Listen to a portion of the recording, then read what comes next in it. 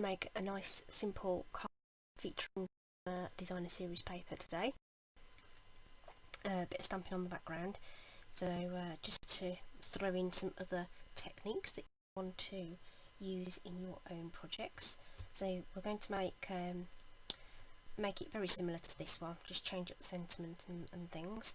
So the items I've got to hand already are a just jade card base, cut at 4 1/8 of an inch, scored at 5 7/8 of an inch, and then the layers here. This is Bumblebee, which is 3 1 by 4 7/8 of an inch, and then this is a piece of designer series paper from the Flowers for Every Season collection. All the papers in that pack feature in colours, and this measures 3 inches by 4 3/4. So that's that. So those are ready to go. The first thing we're going to do is stamp onto our background card, and I'm going to do tone on tone stamping with the coordinating just jade ink pad.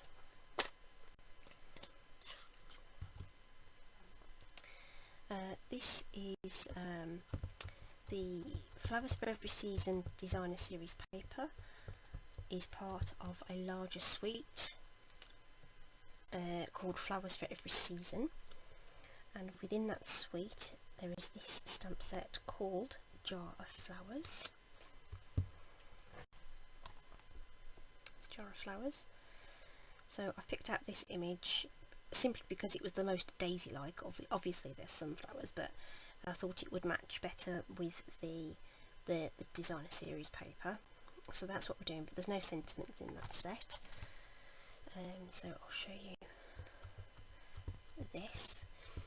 So by using the same colour ink over the cardstock, you get this lovely tone on tone effect. If you wanted a much more subtle flavour for this, you could actually use Versamark as well, but that would be very subtle. As the name suggests, it is a watermark ink, so it wouldn't be as strong as this. We're only going to, I'll just make sure that the edges are filled in. We're not going to worry too much about this gap, it's not going to be seen at all. And you may have noticed I've been rotating the stamp, getting different portions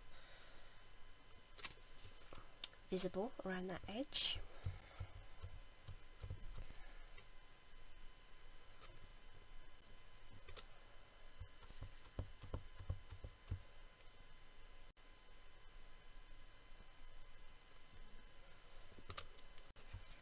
It won't matter if it overlaps slightly either.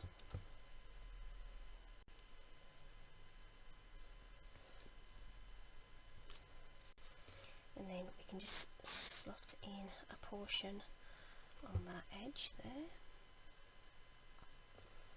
like so.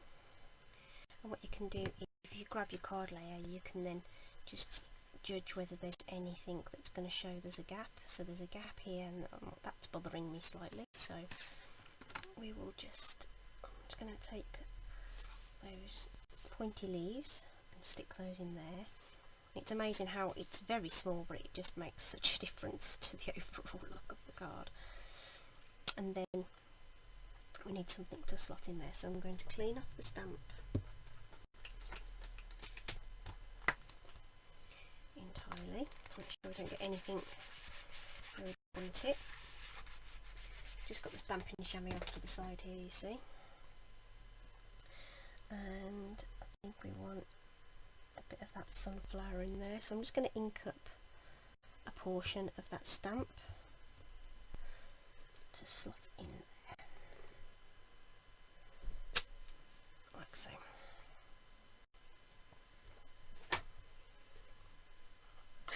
Okay, so it doesn't matter what this overall, what this looks like right now, because you're not going to see it. Put that to one side. we can adhere our layers together. Let's get some Stampin' Seal on there.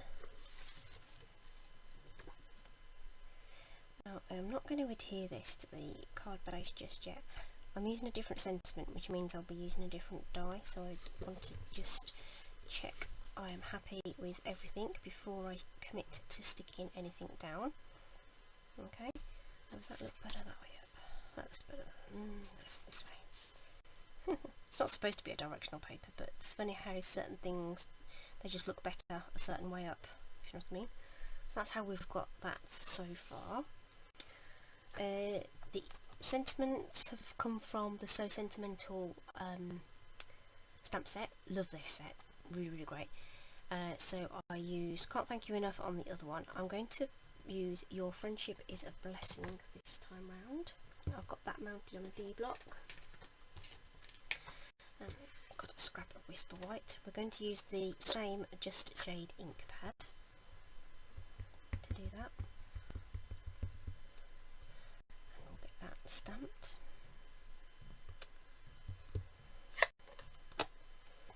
Perfect every time. Stampin' Up stamps are just phenomenal quality.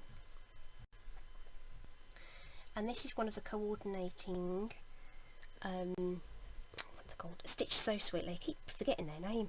I use them so much as well. I must type their name into blogs and things so often. Stitch So Sweetly is what they're called. So we're going to cut that like so. Just going to put that in place with some washi. I'm going to get the magnetic platform, I think, for my cutting emboss. Really like this new machine. Really, really great.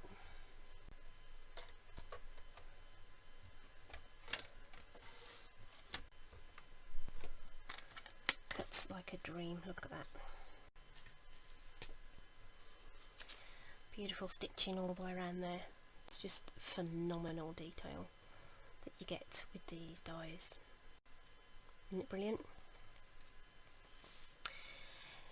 Yeah, so on the original sample I'd put a Magenta Madness bow on there, and it kind of fitted in, but I don't know whether we need to switch that out and maybe bring in a knot of ribbon off to the side that I do reasonably regularly. That would be nice. Okay, right, so Magenta Madness ribbon is here. Look at this colour. Is that not just completely stunning? Completely stunning. So we need a length of ribbon to go round the card. So we'll do about that much. And then I don't know what we're going to use. I don't know whether we're going to do a bow or a knot. We'll find out shortly. Let's see what we end up with. So let's get this adhered on towards the bottom third of the card, I think.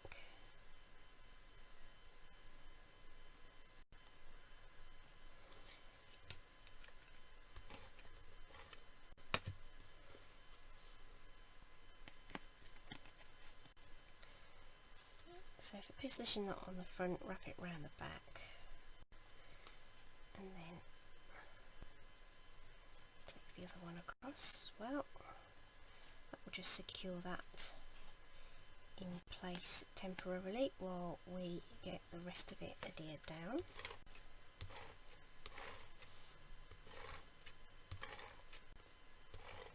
I'm going to put plenty of the seal on, so that to be nice and secure with that ribbon underneath. We don't want it coming undone. And we'll get that stuck down in the middle of the card, or thereabouts.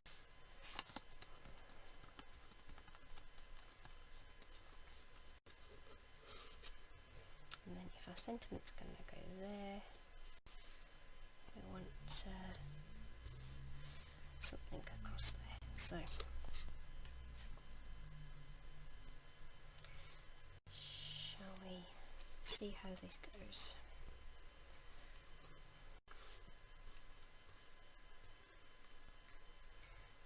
I can get a bow in on the end of here. Tying bows is tricky when it's attached to something. I can do them just fine when it's in mid-air,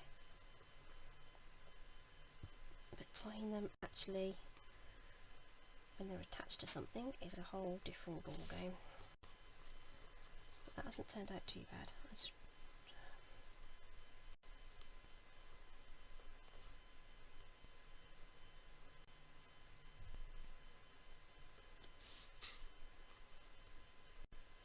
Or should I just go for a knot?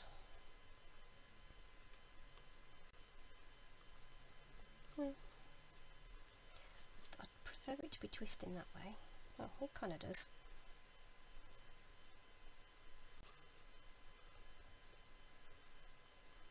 There we go. Bows are one of those things you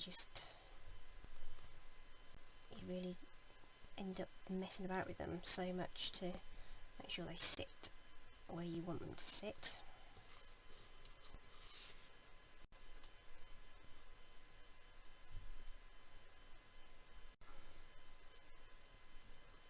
Okay, that will do nicely. I shall cut the ribbons off when I'm satisfied I've got that in the right place.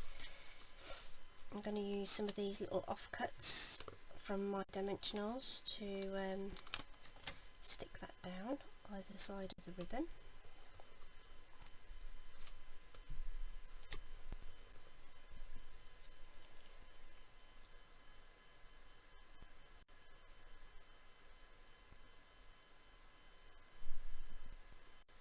Right up against that knot,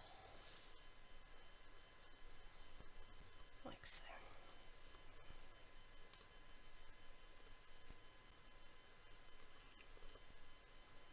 There we are.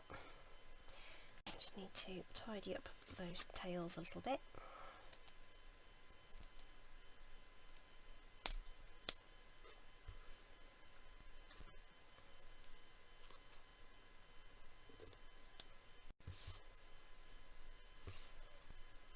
And there we have it.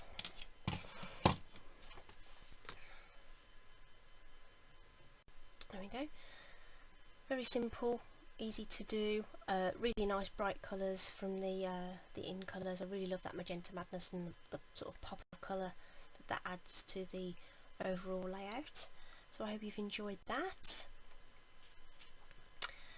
If you have, I'd appreciate some thumbs up and some subscribes. And if you know if anybody would appreciate viewing this video, if you could share it with your friends, that would be marvellous.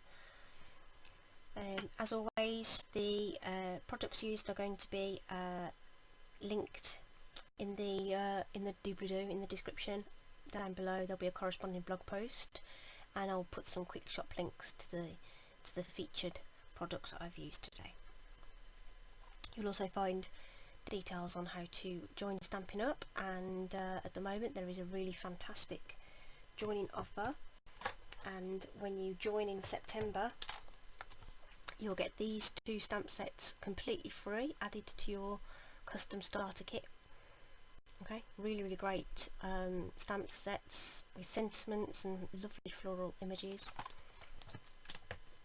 Really great sets to have in your collection. Okay, thank you very much for joining me today, and I hope to see you again very soon. Take care everybody. Bye.